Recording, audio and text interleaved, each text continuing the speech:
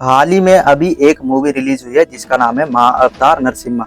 उसमें दो शक्तिशाली असुर दिखाए गए हैं। एक का नाम है हिरण्याक्ष और वहीं पर एक का नाम है हिरण्यकश्यप, जो कि माता अदिति और वहीं पर जो ऋषि कश्यप है उनके पुत्र हैं। लेकिन जो कि वो असुर थे वो उसमें भगवान विष्णु के सबसे बड़े शत्रु भी हैं। और इसके चलते भगवान विष्णु को परेशान करने के लिए और भगवान विष्णु के भक्तों को परेशान करने के लिए जो कि हिरण्याक्ष था, वो जो पृथ्वी माता है, धरती माता, उसको वो एक समुद्र में ले जाकर छुपा देता है। और यहाँ पर जो कि भगवान विष्णु थे वो बड़ा अवतार लेते हैं। तो आज हम इसी चीज के बारे में जानेंगे कि भगवान विष्णु ने जो धरती माता है, पृथ्वी माता है, उसको बचाने के लिए बड़ा अवतार ही क्यों लिया, एक सूअर का अवतार ही क्यों लिया। जैसा कि हम सबको पता है कि हिरण्याक्ष और हिरण्यकश्यप नाम के दो असुर थे जो कि बहुत ज्यादा शक्तिशाली थे।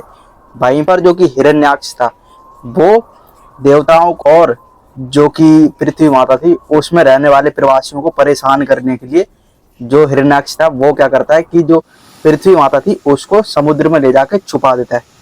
अब जो कि पृथ्वी थी वो अब जो समुद्र में चली जाती है, उसको जब हिरण्याक्ष छिपा देता है तो जितने भी देवता थे वो परेशान हो जाते हैं कि ऐसा भी कोई असुर हो सकता है कि जो धरती माता को ही ना छोड़े, उसको ही उसने समुद्र में ले जाकर छुपा दिया।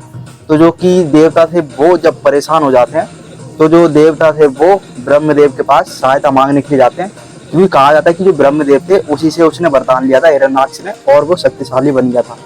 तो जो जितने भी देवता थे वो ब्रह्मदेव की शरण में जाते हैं उनसे हल मांगने के लिए। तो जो ब्रह्मदेव थे वो कहते हैं कि इसका निवारण तो भगवान विष्णु के ही पास है। देवताओं का जब ये हाल है तो जो ब्रह्मदेव थे वो कहते हैं कि इसका निवारण सिर्फ भगवान विष्णु के पास है और इसका तोड़ किसी के पास नहीं है।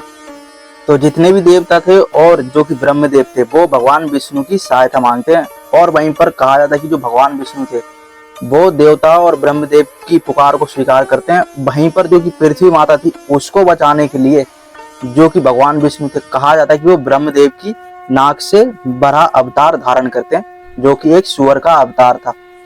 क्योंकि भगवान विष्णु को जगत का पालनहार कहा जाता है तो इसलिए ही उन्होंने जो पृथ्वी माता थी उसको बचाने के लिए एक बड़ा अवतार यानी कि सूअर का अवतार धारण किया था।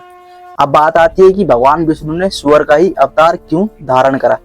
तो देखो सिंपल सी बात यह है कि जो सूअर होता, कहा जाता है कि वो मिट्टी को खोद खोद के उसको साइड कर करके जो उसे चाहिए होता है वो निकाल लेता है। और वहीं पे कहा जाता है कि जो सूअर होता है उसकी जो सूंघने की क्षमता होती है वो बहुत तीव्र होती है, बहुत ज्यादा तेज होती है। इंसानों के मुताबिक तो जो कि सूअर होती है उसकी क्षमता बहुत ज्यादा तेज होती है।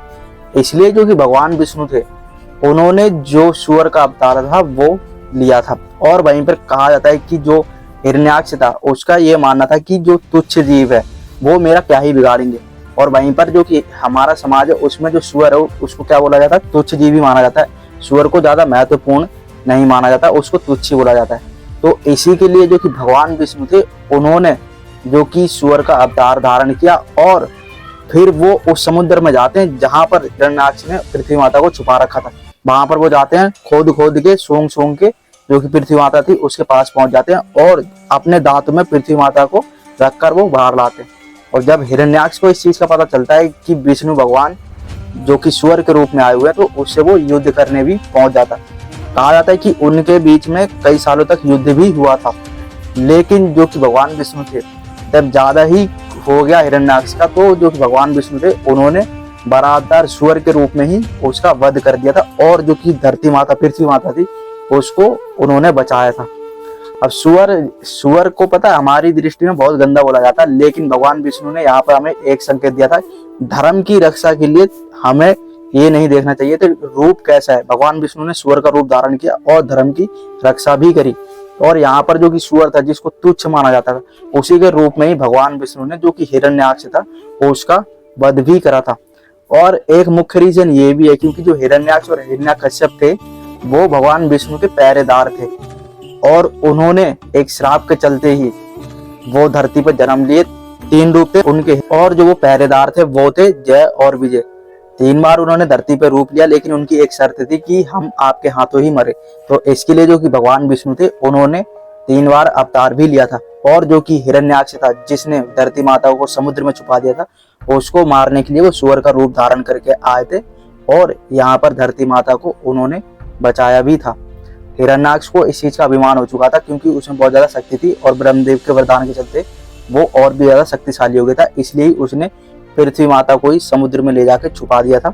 और जो कि भगवान विष्णु थे उन्होंने फिर जो कि ब्रह्मदेव है उनकी नाक से जो बराह अवतार है उसका धारण किया और जो कि पृथ्वी माता थी उसको बचाया और जो कि हिरण्याक्ष था उसका वध भी करा था।